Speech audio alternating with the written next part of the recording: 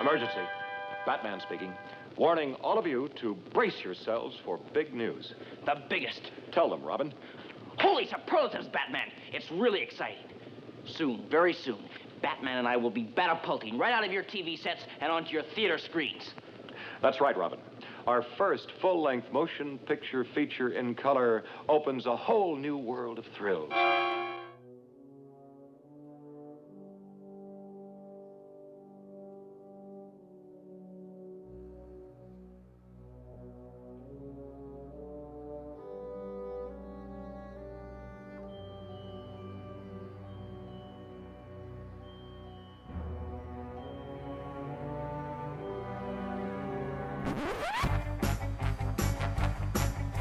Watching every feature film that stars a certain Gotham hero. Batman. Not watching the serials because they were kind of very racist. Batman. Sing it with me. Batman.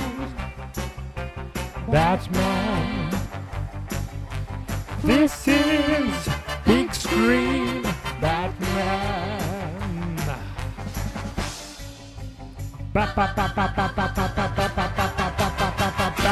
Oh, oops. Oh, Batman.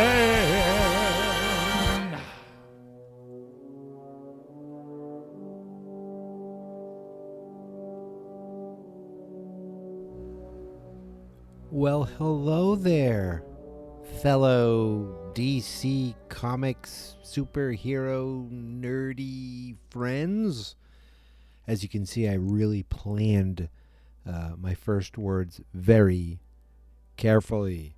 Welcome back to Geek Mentality. It's been a little while since you've heard from me, but I wanted to do something. I wanted to do another special. That's what I realize Geek Mentality is now. It's not regular episodes. It's a bunch of different specials. Of course, every June we have Movie Month.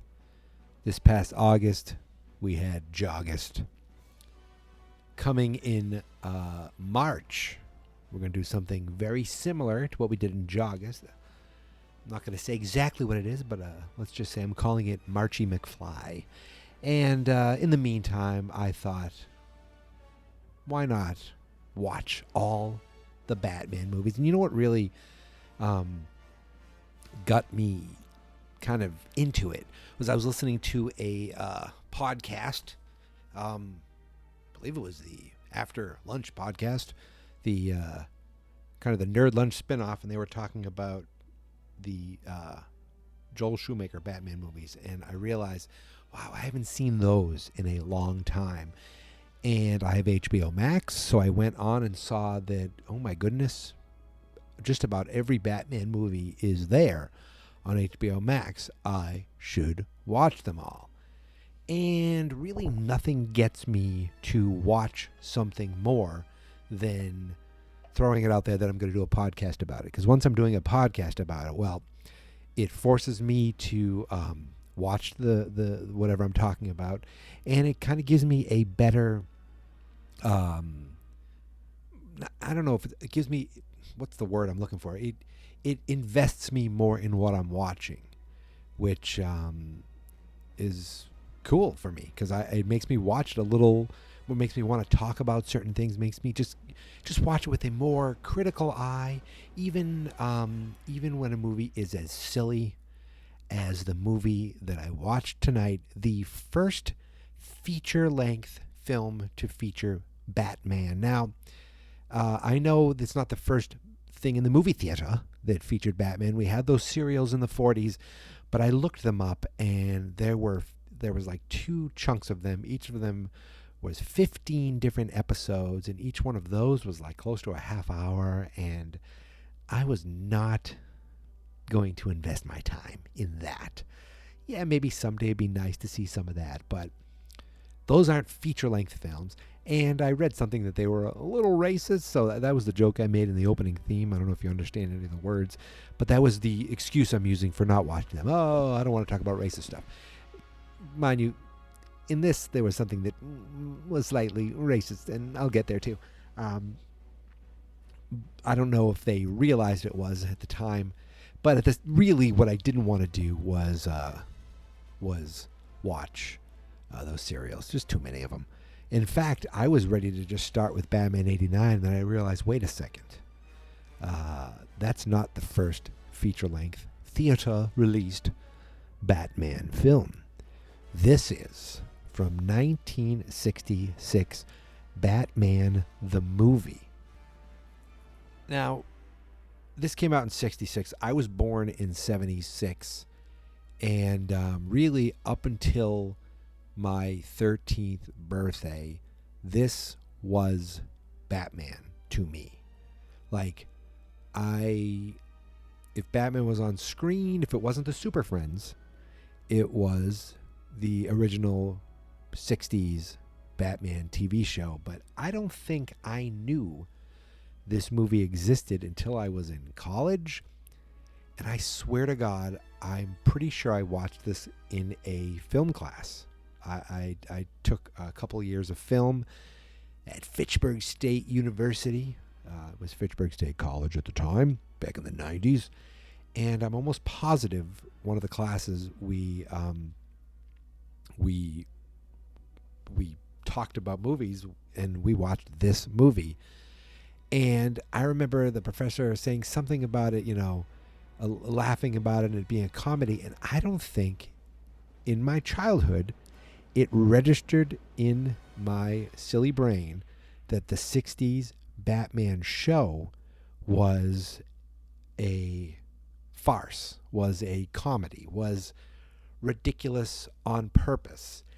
And watching this movie, I think watching it then, I realized it, and you get a whole another appreciation of it. It wasn't corny for the sake of it, I think it knew it was corny and it leaned into it big time, especially this movie. Now the movie wasn't like this is, I wonder if this was like one of the first times that a movie was made from a TV show. I know it can't have been, couldn't have been. I've done no research on that, but just the fact that this movie came out, I read a few different things. First, I read that it was going to be the introduction to the show, so maybe it was filmed around the same time, or at some point they delayed it, and it came out between season 1 and season 2, and then there was going to be another sequel. They were another movie made, but season 2 of the TV show wasn't as popular, so they scrapped it. But if you look at the movies now, and you're like, wow, the first movie had the Joker, then they had 2 villains, and now it seems like every movie there are 2 villains in them. Well, for a while they kept upping it, adding 2 villains and adding 2 villains. This movie said, no, we're going to put every major villain in this movie. You want the Joker? There he is, Cesar Romero with his mustache. You want the Riddler? There he is, Frank Gorshin, laughing it up. You want the Penguin? Whack, whack, whack. There he is, Mickey himself, Burgess Meredith. You want Catwoman? Oh, well, we're going to give you Lee Merriweather. Lee Merriweather, I didn't realize this. I was reading the trivia. She was only Catwoman during this movie. I didn't realize it at the time that this was somebody else. I don't have a great knowledge of really any of these actors. I know all of them by name, and I think Frank Gorshin was a very good impersonator, and he did like one-man shows and stuff like that. And of course, Burgess Meredith is Mickey in the Rocky movies, and was later in the Grumpy Old Men movies, and he's been in a million things, but these are the things that I know him of. But Catwoman, Lee Merriweather, I did not realize that first of all, this was Lee Merriweather, and that she was only Catwoman in this movie. On the TV show, we had Julie Newmar played Catwoman for like some of the time, and Eartha Kitt played Catwoman, I think later in the show. So there were 2 Catwomen, and then of course this Catwoman for the movie. It's funny, even Frank Gorshin's Riddler, there were 2 different Riddlers. So there was the Riddler, Frank Gorshin, and then was John Astin played the Riddler a couple times when Frank Gorshin left the show for a short time. But that doesn't matter. In the movie, all the major players were there, and Lee Merriweather, who is still alive, is Catwoman, but she also plays a Russian reporter. I don't know. This movie's bonkers in what they do. Let me see if I can sum up the plot. Okay. So all these supervillains work together to kidnap a scientist, I'm going to say, a rich scientist, a rich person who has developed a dehydrating gun. I thought I heard them say to use for distilling things like alcohol. I have to be honest, I dozed off a little bit. But it is a dehydrating gun. So they want to kidnap him to steal the dehydrating gun. Now, they take the dehydrating gun to the UN. It's called the United World Organization or whatever in this, but it's the UN Security Council. They break into the UN Security Council to dehydrate every member of the UN Security Council and hold the world for ransom for $1 billion from each country. Now, that is the plot, and we have Batman and Robin there to foil and spoil their plans. So while they're doing this, they also want to kill Batman. And how do they do this? Well, it pretty much, that's how the movie starts. Let me get there, first of all. The movie opens with a statement, with a message, which threw me off guard. Again, I haven't seen this movie in decades. It says, "Acknowledgement. We wish to express our gratitude to the enemies of crime and crusaders against crime throughout the world for their inspirational example. To them and to lovers of adventure, lovers of pure escapism, lovers of unadulterated entertainment, lovers of the ridiculous and the bizarre, to fun lovers everywhere, this picture is respectfully dedicated. If we have overlooked any sizable group of lovers, we apologize, the producers." Even that, at first I thought, oh wow, they're really like hamming it up for crime fighters. But just reading it now is ridiculous. Like, even that's hilarious. I don't know. The credits were fun. Like they were very 60s looking. I didn't hear the da-na-na-na-na-na Batman theme in this at all. But we did get a lot of big budget. I don't want to say big budget, but definitely a bigger budget for them to work on. I mean, we got a Bat Copter, we got the Bat Boat, we got a Bat Motorcycle, which I don't know how much of these things were used in the TV show. I watched the TV show a ton in high school. I used to record it on VHS, and like it used to be on late at night. I used to watch it during the day after school, and it's like something I know of. It's like it is a staple of my youth, and yet I couldn't tell you the plot of any episode. It's all generalizations. The kapow, this, that. Oh, will they get saved? Save Bat Time, save Bat Channel. But a specific episode and plot, I got nothing. I have no idea. I wrote down notes of ridiculous things that happen. So Batman and Robin are tipped off that this guy is going to get kidnapped. So they head out to his boat by way of the Batcopter. They drive to a hangar, and like three guys just wheel the Batcopter out. They just walk out with it like it's 50 pounds, and they're like, "Thank you." They get into the copter, and they head out to this boat. Batman they're going to lower Batman on the boat to save them. So he climbs out of the boat after they release the Bat Ladder, because everything's branded. And he heads down the Bat Ladder. All of a sudden, the boat disappears. And now, for some reason, Batman would have been on top of the boat, which is, I don't know, 30, 40 feet in the air. This boat was huge. But once the boat disappeared, they just dipped him right into the water. And when he came out, a shark was hanging off of his leg. Random, you say, but no, oh no, we'll find out later. Not random at all. This shark is biting and biting at Batman's leg. So he yells to Robin to bring down the shark repellent bat spray. Now there was an abundance, like in the helicopter. They had a barracuda spray, a shark spray. I want to say there were 2 other sprays. I was it like a stingray and an octopus? I don't know. But luckily, they had a shark spray. Robin crawled down the ladder, hung upside down, handed Batman the bat spray. He sprayed a little bit, just a little bit. The shark let go of Batman's leg, hit the water, and exploded. The shark exploded when it hit the water.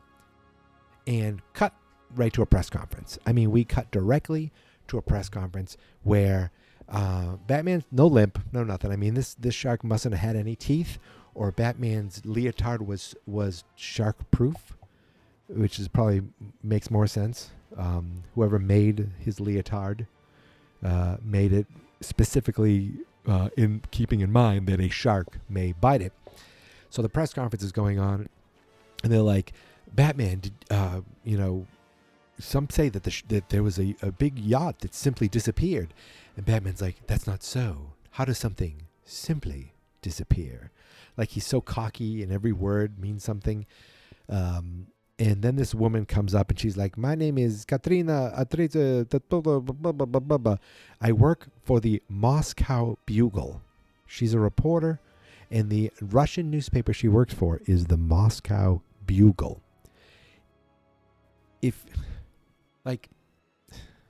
Okay, that's obviously a play on the Daily Bugle where Peter Parker, the Spider-Man, works. But the Moscow Bugle, I loved it. And at the same time, I'm like, it's so stupid. So stupid. And she's like, Batman, let me take a photo of you with your mask off. He's like, oh, no, we can't do that. That would jeopardize who I am and would not, would jeopardize my ability to fight crime. But they're all trying to figure out what's going on. So they head back. Oh, excuse me. Oh, at some point they see a riddle. And these riddles, I didn't even write them down. It was like, they were so dumb. And the logistics, like how they said, like how they figured this out. So they're with Commissioner Gordon and the chief of police. I don't know. He's the guy who always talks like he's got an Irish accent. I'm gonna help you, Batman. So there's the 4 of them in a room, and they're like, what supervillain or whatever it was, supervillains. He's like, Commissioner Gordon, pull up on the computer, check how many, if there are supervillains available, that are out of the that are free, currently free. He's like, I'll check which ones are on the loose, and they look on and they pull it up on short circuit TV, and it's like, oh my goodness, it's the Penguin, the Joker, the Catwoman, and the Riddler. And they're like, oh my goodness gracious. Actually, this was before they got the riddle on this guy, isn't it? It must, because they're like, oh my God, they could all be, what if they're all working together? And this is how they figured it out. They said, that fish, that shark, that fish was very fishy, like a penguin, came from the ocean like a penguin. And they were like, it came from the sea like Catwoman. Oh, what a dastardly joke, like the Joker. And then the policeman's, the whole thing's like a riddle. Riddler. Oh, you don't think. Like, there was no common sense. I mean, they must have been laughing or smoking something writing this stuff. It was amazing how they figured it out. So at one point they're like, how did that ship, disappear? They're like, look at the photos we took. There's nothing there. I swear the boat was there. Like, oh, Robin, it must have been something. They zoom in on the photo and they see a buoy there. They call it a bellboy. They're like, look, maybe there's a projector. To the Bat boat. So they head out to the Bat boat. Cool looking boat, I'm not going to lie. They go out to the Bat boat and they say, oh my goodness, there's there is a giant lens on this thing. That's crazy.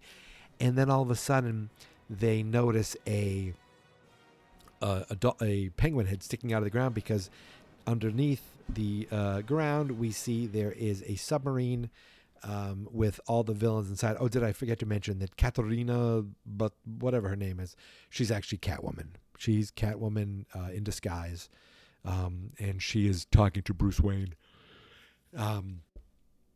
So they're at the buoy, and Batman and Robin are like, oh, this is how they made the boat disappear. And all of a sudden, Burgess Meredith is under the in the submarine. He's like, turn on the magnetizer. All of a sudden, their bat belts are magnetized to the buoy, and they can't move. And they start shooting off torpedoes. Now, Batman takes something out of his pocket, some kind of transistor, and he twists it. He just keeps twisting. He's like, gotta change the coordinates. And he ends up blowing up 2 or 3 of the torpedoes. But then a 4th one comes through, and he's like, oh no, dastardly, the batteries went out. And the bad guys are looking through the periscope, and they're like, this one's getting through, and boom, explosion. Then they look, and the buoys, they're like, what happened?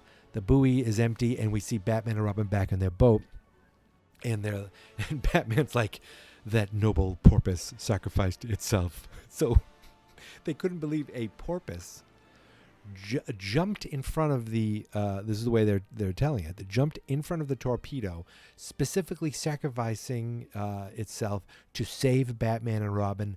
That is amazing. I want to stand up now and bow to the writers for coming up with that way for them to get out. One thing I did notice is that the Penguin seemed to be the leader. Now, at one point they were saying, oh, the Catwoman must be the one pulling all the strings. Maybe it was, I don't know, but it seemed like the Penguin was leading everything and telling everybody what to do. He's telling the Joker what to do. He's telling the Riddler what to do. In like more modern times, they'd be all fighting for the top, and they would,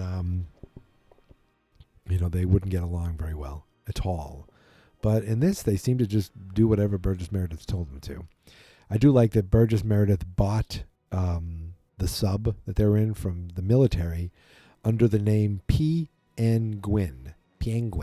And the military, like there was some sort of message there. Like at one point they're talking with the police, and Katarina's like, are you some kind of vigilante like the Old West?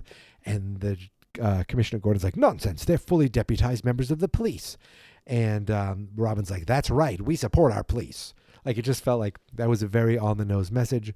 And then later, they had another they were climbing outside a bar, and there was like a very on-the-point message about anti-drinking. It was like, will those drinking, the people who drink, will they even be able to recognize the bad guys? It was something like that. And Batman's like, maybe someday they can, fix themselves. I forget whatever it was, but it was all about anti-drinking. I don't know. There's a lot of bonkers stuff going on in this movie, and it's definitely worth watching it. I talked about I love the way they deduce the riddles the whole time. Every riddle is ridiculously deduced. Like, there's something about people, always in a hurry. What kind of people are always in a hurry? People who are rushing. Russian people. And then it was another one was like, what's yellow? And I forget, it was a banana with a shotgun. It was some stupid thing like that. And they're like, oh my God, put that together. And they're saying that the Russian woman is going to slip on a banana. They're threatening her. Oh, so they had to save her. So they're trying to save this woman they don't realize is Catwoman.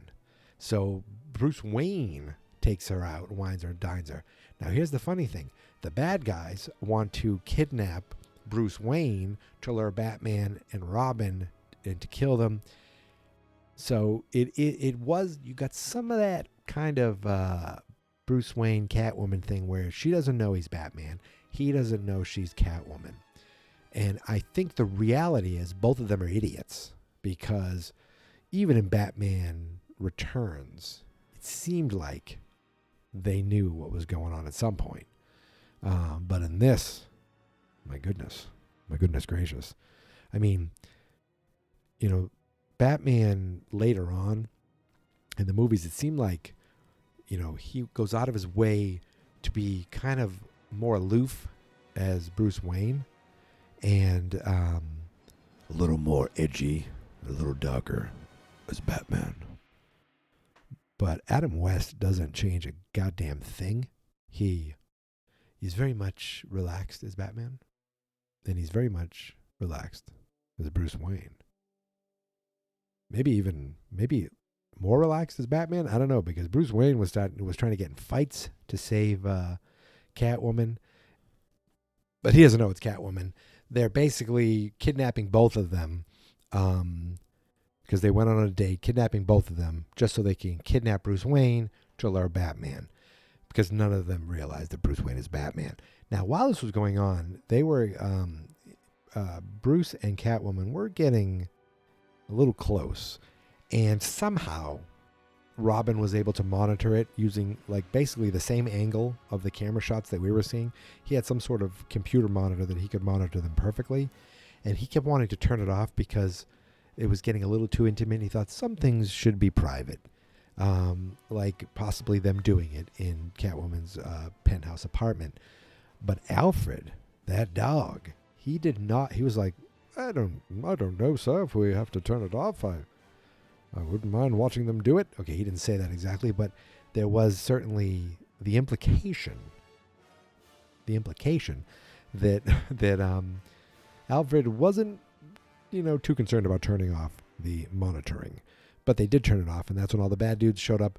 That's when, hear me out here, the Riddler, Batman, the Riddler, Joker, and the Penguin flew in on flying umbrellas to kidnap Batman, or Bruce Wayne, bring him back to their lair. Now they're waiting for Batman to come and into the lair. Okay, hear me out.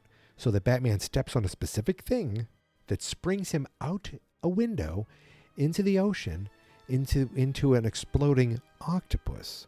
And I think the Riddler's like, this way, there's no way they could trace it back to us. I'm like, what are you talking about? Like, they're going out of their way for this to happen. And guess what? It never happens, because Bruce Wayne escapes. One of the henchmen steps on the thing. He gets catapulted. A dummy flies through the air, lands, and explodes. It was amazing. It was a cinematic masterpiece. But they get away. Bruce Wayne gets away. He still thinks that Katna, whatever the hell her name is, Katarina, it doesn't matter, Catwoman. He still doesn't realize it's the same woman, so he wants to save her, but he leaves. He leaves. They come back later, okay? And this is one of the most amazing moments in cinematic history. I might have said that already, but this is it. They come back to the room, and now there's a bomb there waiting. And when I say a bomb, I mean a bomb straight out of Warner Brothers, Looney Tunes. It is a round bomb with sparks coming out of the top, like something you'd see, again, in a cartoon. Batman, being a hero, picks this thing up and runs it all over the docks, okay? He wants to throw it this way, but there's nuns. He wants to throw it this way, but there's a marching band. He wants to throw it this way, but there's a woman pushing a carriage. He runs over to throw it over an edge, but there's two people kissing in a boat. He wants to throw it over another edge, but there's ducklings. Batman is amazing. He doesn't want to hurt anybody, so he's running around with his bomb over his head, running. It is hilarious, and he's like, some days you just can't get rid of a bomb. And then finally we hear the explosion off screen. Robin's like, Batman, where are you? Batman comes up. He's like, I'm fine, Robin. Luckily I threw it away just in time, and I hid behind these steel rods. And then, oh my God, I forgot all about this. Then the Penguin shows up in disguise because he wants to go back to the Batcave, and he wants to find the Batcave. Now they know it's the Penguin, so they say, we'll bring you back. He's like, bring me back, and I can prove to you I'm not the Penguin, which really is ridiculous. They knock him out so he doesn't know where they are, and he goes back to the Batcave with him. Now, what I didn't tell you was earlier they got the dehydrating gun from the guy that they stole the boat from in the first place, and they make him feel like he's in a boat because they set him up in a room. He doesn't even know he's kidnapped, this guy. That was kind of funny. and they use they bring in 5 henchmen. They call them the guinea pigs, and they shoot them each with the dehydrating gun. They perfectly turn to powder, clothes and everything. They put them into little test tubes, and Penguin's like, careful, they all have a mother. And he brings them in. He smuggles them into the Batcave. Then he rehydrates them. He's like, can I have a drink of water? He goes over, rehydrates all the test tubes. Okay. But he accidentally rehydrates them with hard water. So they all come back to life. But the moment they get touched or hit at all, they explode. And by explode, I mean they just disappear. And they're gone. And Robin's like, you mean they won't be coming back? And Batman's like, not in this universe. So they just killed these 5 guys. I'm still not sure. The Penguin just got away, or they just let him go? I don't quite understand what happened there, or how the Penguin got away.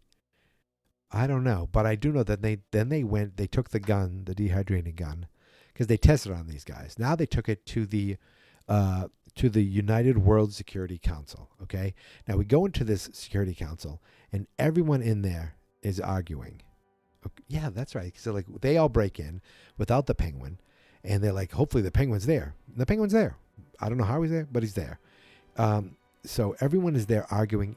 They're talking over each other. They're all speaking their own language. Nobody's like we have different languages, different, everyone, nobody's saying anything. It's like you understand, the at least I understood the people speaking English, but everyone else is yelling all over each other.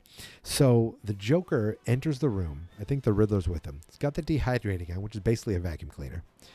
And they don't notice him at all. He starts shooting each member of the Security Council.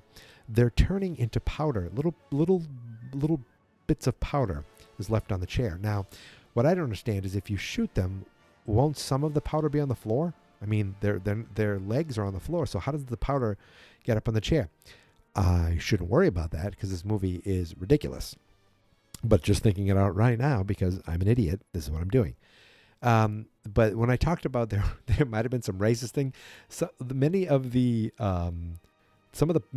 all the powders were different colors, and it was just like I'm looking at going, I don't know about that. Some of the colors they chose there, maybe a little racist. I don't know. It was, I mean, it's all colors of the rainbow. I don't know, but some of the choices I thought, I don't know about that. I'll leave it at that. But they take all the powder in the test tubes, and now they've kidnapped the United World Security Council. So, my goodness, what happens now? Now, they're all on the sub. Like this, there's a lot happening, and it's all in my head because I only took so many notes. So I'm trying to remember here. Bear with me. So, they don't realize that Catwoman is this woman yet. All the villains have the bad guys in powder. Oh, that's right. Okay, so Batman and Robin track down all the bad guys on the sub. Okay, how they did it, I don't know. Doesn't matter. They get on their boat and they went back and they found the sub. They get on there, and then we finally get like a classic Batman pow pew pew fight with the words on the screen. Some of them fall into the water. Catwoman actually pushes Batman, I think, into the water or something like that. Yeah, that sounds about right. And they, Batman and Robin tie up all the bad guys to the side of the sub. Now, I mean, I think it was like a little flimsy piece of rope, but tied them all up, and that was it. Then Batman goes in. Does he call the Coast Guard or the police or something and tells them there's some jets and flotsam, or whatever it is, floating in the water. So all those guys are no longer in the movie. We see Catwoman, and he realizes who Catwoman is, but he doesn't want to say too much because she still doesn't know that Bruce Wayne is Batman. So he's a little hurt. You can see the hurt in his eye, but that's not important. What's important now is they get the powder. So they get all the powder, and they have to be very, very careful with it. Then all of a sudden, that whatever it is, the guy who got kidnapped in the first place comes out, and he sees the powder. Again, forgive me if I'm missing stuff, but he trips and he knocks it over, and then he sneezes, and all the powder gets mixed up. So it's like, oh my goodness. Batman and Robin take all the powder back to their laboratory, to the Batcave, and they have this like powder, sand, mineral separation system so that they can take all the powder and separate it again. And luckily, they're wearing lab coats and they're wearing masks, like they're wearing bibs and masks, and they're on the phone with Commissioner Gordon. Commissioner Gordon is on the phone with the president, and the president is on the phone with the rest of the world. Yes, you heard me right. So, and Commissioner Gordon's on TV as well with, I guess, just Gotham. So we have Alfred watching at home with their aunt, or was it the woman? She's always there in the house, but yet she didn't have one word in this movie. They're watching at home. Batman, they run this system, and all the sand is separated perfectly, and it's like success. And then Commissioner Gordon holds up the phone. He's like, success to the president. And the president, we never see his face, but I assume it's supposed to be Gerald Ford. He's got two beagles next to him, which was, I'm a beagle guy, so that was cool to see. And he's like, they did it. And then we see all this B-roll of different nations cheering, like the world was anticipating. The world was waiting to hear back from the UN Security Council. The powder was dehydrated back into people, or was separated. We don't even know if it was proper yet. So they go back to the exact chair and rooms they're in. They set up this meticulous lab, like ridiculous is more like it, setup, where all the test tubes are put back in the chair with the powder. Each one has a hose attached to one main hose, which has soft water in it. And then they slowly turn the hose so the water can get to each one of them. And boop, boop, boop. They all rehydrate exactly where they were sitting. The test tube and the test tube holders they're on just magically disappear, or they got shoved right up their ass. I don't know exactly.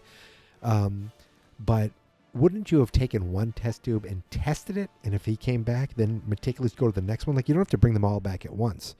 That made no sense whatsoever. But, I mean, why would it? It doesn't need to. Now, not only did they all come back, but they all came back and they were right back where they started arguing. Like nothing ever happened. Like time was lost to them. They don't realize that, a day or two or who knows how long have gone by. The world's different now and they've missed it. But what's more interesting is that they realize each one of them is speaking a different language now. The Japanese one is speaking English. The English one is speaking Russian, and it was just every single one is speaking a different language.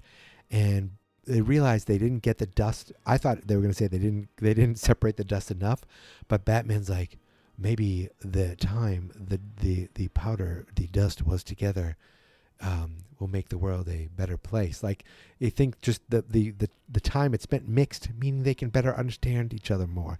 Except they were still arguing like assholes. And finally, Batman's like, "Come on, let's get out of here. We should leave." And they're like, "Let's leave through the window. It's less conspicuous." They look out the window. It is just like they're on like the 30th floor. Come on, get your rope out. They get the rope out and they just start kind of going down the window. And then the movie says the end. And then it says the living end with a question mark, which makes no sense. I don't even understand what that means. And that's the end of the movie. This is one of those old movies where really 95% of the credits are at the beginning. Then at the end we get, quick little credits of the actors and not much else, and the movie's over. As I said earlier, this movie was not on HBO Max. It's not a Warner Brothers movie. I think it's the only Batman movie not to be distributed by Warner Brothers. But I watched it on Facebook. I watched it on Facebook, not Facebook Watch. No, it is through Facebook Watch, through a Facebook page called The Toy Box. I actually might just put a link to this in the show notes. So if you want to check it out, the whole movie's there. It's an hour and 44 minutes. This actually was a 20th Century Fox joint. I definitely recommend it because it is a lot of fun, and it's really silly. Like I was trying to get some logistics or try to be logical about certain things. Throw all that out the window. Don't even think about that stuff. That's not the point of this movie. So it doesn't make any sense trying to make it the point of this movie. It's just a fun, goofy, trippy, weird, silly movie that just happens to have Batman, Robin, and the Batman's rogue gallery of villains in it. And that's it. I think I did it. So, I don't know how I'm going to do this. Like, it's not going to be a daily thing. This is not like movie month or Joggist. This is not a specific time frame. Ideally, what I'd like to do is have all of this wrapped up in time for the Snyder Cut of the Justice League. Because yes, there was a new trailer for that today. And I'm not going to lie. I'm not going to lie at all. I am extremely excited for that. I went to see the Justice League in the theater. I went alone, okay? I went with a friend of mine, hi Dave, to see Batman v Superman: Dawn of Justice. And I remember like really liking it. And I think it was Dave who said, "Oh, that wasn't as bad as I thought it would be." I'm like, "What? I thought I liked it." And I remember coming out of the Justice League the same way, going, I think I liked it. But looking back, I see the flaws in it, and I can't wait to see what comes of this. Is this just a giant publicity stunt to try to garner some sort of respect for a movie that may get overlooked in time, or is this a cinematic redemption for a movie filled with characters that I care about? Marvel movies are the best, right? They're great. Everyone loves them. But those characters don't mean as much to me as Batman and Superman does. There. So I want my Batman and I want my Superman to have great movies. Some of them are great. Some of them are less than great. But every single Batman movie, every single time Batman's on big screen, I will be watching it here, which also gives me an idea of doing it again from the Superman side of things. So, yes, there are plenty of feature films coming, most of which now you will have seen, right? I mean, I don't know how many of you have seen this original one from the 60s, but the next one, which is, 23 years after the fact. I was 13 years old. I'm not going to talk about it now because I can't wait to talk about it in the next episode. When will that episode be? I don't think I'm going to wait a full week. I was saying I want to do it every week, but that's not enough. So there might be 2 a week. I don't know. There might be episodes when there might be times when it's just 1 a week. But I hope you stay with me. I hope you stay subscribed, and I hope you tell a friend, and have that friend tell a friend, and then make some friends. I want you to make 3 new friends tomorrow. I don't care about the world situation. Go out, shake hands, hug people, get really close up in their face. Now, this is November 2020. So in the future, you realize that people may say, "Oh, what's the big deal about that? I love meeting strange people and hugging them." Don't do that, okay? Don't do that ever, but definitely don't do that this year, 2020. Maybe in 2023.